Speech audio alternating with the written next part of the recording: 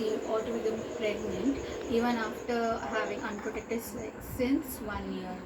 And in other words, it can also be termed as inability or incapability to bore a son or a child is termed as infertility. Infertility can occur in both the partners, that is male as well as in female, and both equally contributes to the infertility. And let's see what are the causes of infertility in females.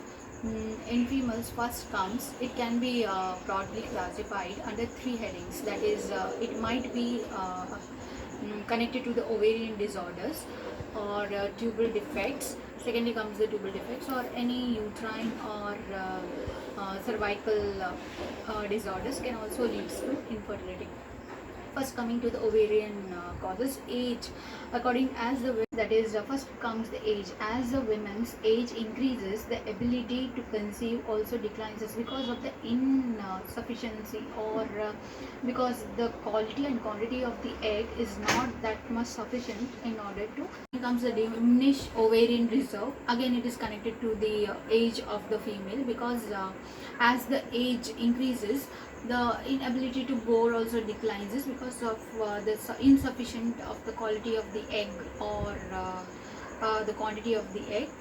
And third comes premature ovarian failure. As the term indicates, before forming into a mature follicle, it fails. That means premature ovarian follicle. Again, it results in infertility. Then polycystic ovarian disorders.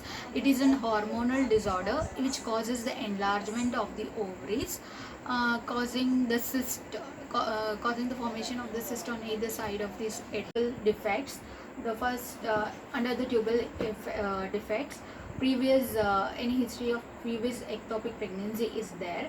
That means ectopic pregnancy means if the fertilized zygote, if it fails to implant inside the uterine cavity and its rods are stuck inside the fallopian tube due to the damage of the fallopian tube or any sort of infections, it is termed as ectopic, and it continues to grow there under the fallopian tube. It is termed as ectopic pregnancy.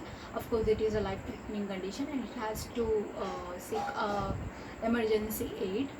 And second comes the any sort of tubal surgeries. If there is any sort of tubal surgeries, that means tubal ligation, permanent sterilization, or the removal of the fallopian tubes due to any sort of infections, which may also result in infertility. Then third comes the infection, PID.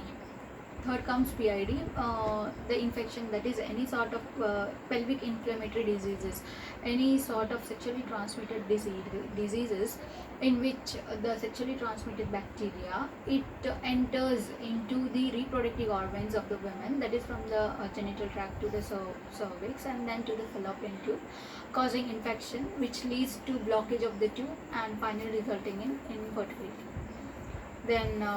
Then third comes the cervical or